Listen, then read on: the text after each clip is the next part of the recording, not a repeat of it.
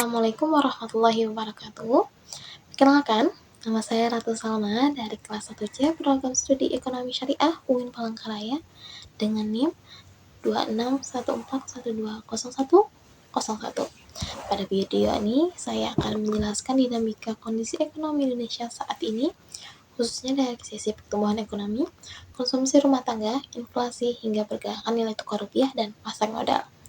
Jika kita tarik ke belakang, beberapa bulan lalu, ada beberapa isu ekonomi yang cukup menyita perhatian publik, mulai dari penurunan nilai tukar rupiah, tekanan pada IHSG, hingga kekhawatiran terhadap daya beli masyarakat.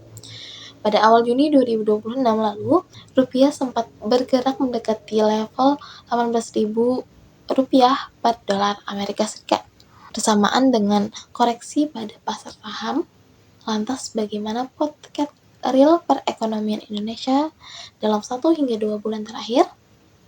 1. Pertumbuhan ekonomi masih positif.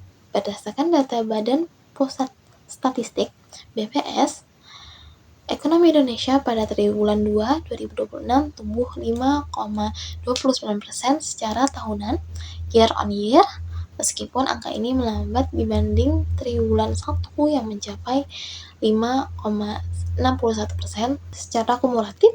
Semester 1 2026 ini ekonomi kita tetap tumbuh solid sebesar 5,45%. Hal ini menegaskan bahwa Indonesia jauh dari jurang resesi meskipun momentum ekspansi mulai termoderasi. 2. Konsumsi masyarakat mulai melambat. Konsumsi rumah tangga pada triwulan 2 2026 masih tercatat tumbuh 5,06% karena konsumsi merupakan kontributor terbesar terhadap PDB nasional lebih dari 50%. Perlambatan laju belanja ini menjadi sinyal penting bahwa aktivitas belanja masyarakat mulai tertahan. 3. Tekanan pada penjualan retail dan daya beli. Indeks penjualan retail atau IPR menunjukkan tekanan konsumsi, di mana penjualan retail mengalami perlambatan pertumbuhan dan kontraksi di beberapa kelompok non-premier. Pola ini mengindikasikan masyarakat mulai mengetatkan anggaran, terutama segmen menengah ke bawah. Dampak realnya sangat terasa pada sektor perdagangan. Konsumen menjadi jauh lebih sensitif terhadap harga dan menunda untuk pembelian yang tersier. 4. Inflasi terkendali dan deflasi bulanan. Pada Juli 2026, inflasi tahunan berada di level 2,88%, turun dari 3,34%.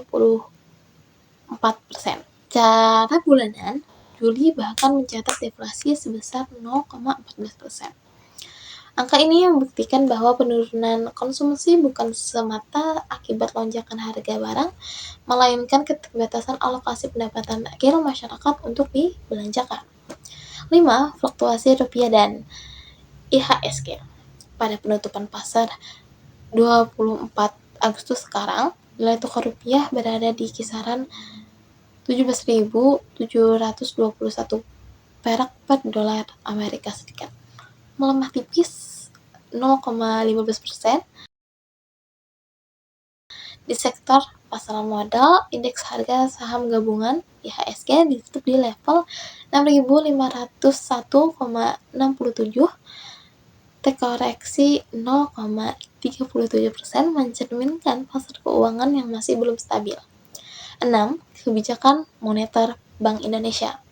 Melalui rapat Dewan Gubernur 18-19 Agustus 2026, Bank Indonesia menetapkan BI Rate tetap di level 5,75%. Keputusan ini diarahkan untuk menjaga stabilitas nilai tukar rupiah dan mengendalikan inflasi, sembari menjaga ruang pertumbuhan ekonomi nasional yang diproyeksikan dalam rentang 4,9% sampai 5,7%. Secara makroekonomi, fondasi ekonomi Indonesia masih tangguh dengan pertumbuhan di atas 5% dan inflasi yang terkendali. Namun, tantangan nyata saat ini berada pada level mikro, menjaga daya beli masyarakat dan memastikan perputaran modal bagi sektor real serta UMKM tetap berjalan. Demikian pemaparan materi kondisi ekonomi Indonesia per 24 Agustus 2026. Saya Ratu Salma, pamit undur diri. Wassalamualaikum warahmatullahi wabarakatuh.